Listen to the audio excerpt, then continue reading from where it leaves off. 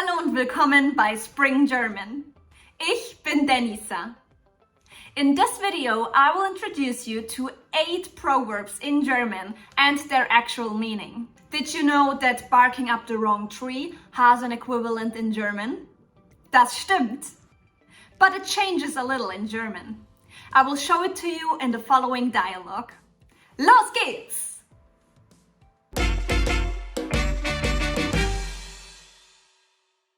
Erstens, auf dem Holzweg sein. Er beachtet mich gar nicht. Ich glaube, er mag mich nicht.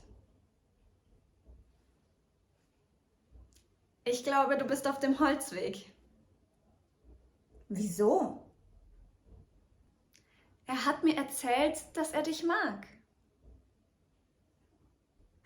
Im Ernst? Dann hoffe ich, dass ich auf dem Holzweg bin. Du bist auf dem Holzweg means that you're barking up the wrong tree, but literally it means you are on a wooden road. Makes sense too, doesn't it? It's always used when someone is wrong with what he or she is assuming. Chunk alert! Im Ernst is an expression that you hear a lot in everyday situations in Germany. It's an expression of curiosity or disbelief. Synonyme sind ehrlich, ist das wahr, wirklich.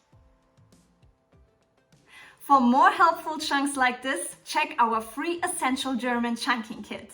The link is in the description. Zweitens, durch dick und dünn gehen. Kennst du Lena gut? Ja, seit dem Kindergarten.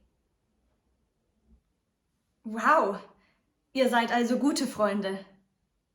Ja, wir sind zusammen durch dick und dünn gegangen. You know the expression going through thick and thin in English? This one is exactly the same. It's translated the same and the intention is the same. So it's very easy to learn.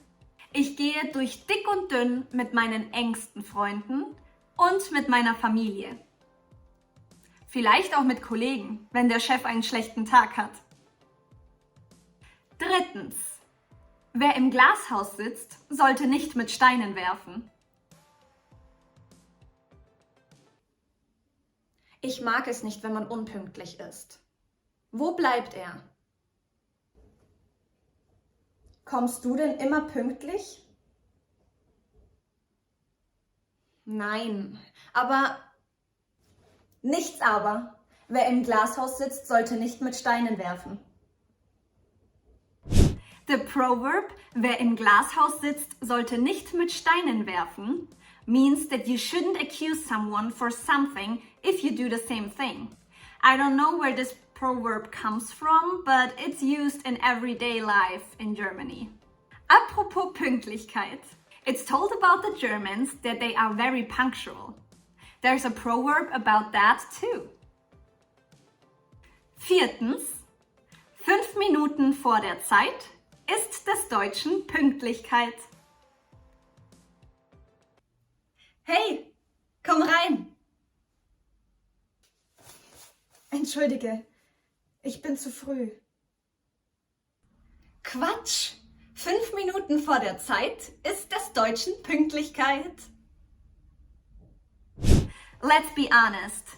Punctuality is an individual thing and can depend on the situation or the culture. In my experience, when my Turkish family tells me that they will be there at 8 p.m., they will probably be there at 8:30. But if you have an official appointment in Germany, for example at the citizen office, you should be there at least 5 minutes early.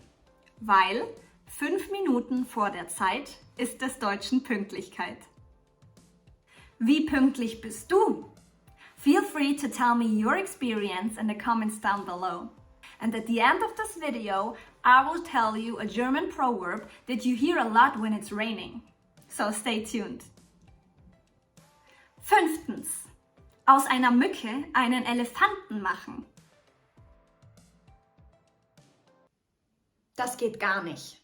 Er ist nichts für mich. Vanessa, du machst aus einer Mücke einen Elefanten. Wieso? Na, weil er einmal zu spät ist. Das macht ihn nicht zu einem schlechten Menschen. This proverb can be translated as making an elephant out of a mosquito. It's used the same way as in English. Wenn man aus einem kleinen Problem ein großes Ding macht. Vanessa wanted to end things in that dialogue with her date, but not everything has only one end. Was? 6. Alles hat ein Ende, nur die Wurst hat zwei. Schade, dass heute mein letzter Arbeitstag ist. Ja, ich werde dich hier vermissen. Ich dich auch. Naja, alles hat ein Ende. Nur die Wurst hat zwei. Das stimmt. If someone is sad because a chapter ends, you can try to make them laugh and say, alles hat ein Ende, nur die Wurst hat zwei. This proverb is often used by all native speakers. No matter how old they are, this is a very cheerful proverb. 7. Ich verstehe nur Bahnhof. Ich habe jetzt meinen Abschluss im Studiengang Deutsch als Zweit- und Fremdsprache und interkulturelle Kommunikation mit dem Nebenfach Schulpädagogik. Wie bitte? Ich verstehe nur Bahnhof. Ich habe mein Studium beendet. Ach so, sag das doch gleich. The proverb Ich verstehe nur Bahnhof is very often used in Germany and literally means I only understand train station. It's used when you really don't understand any word of what the person in front of you is saying. With the following proverb, you can encourage someone to walk through rain. 8. Du bist nicht aus Zucker.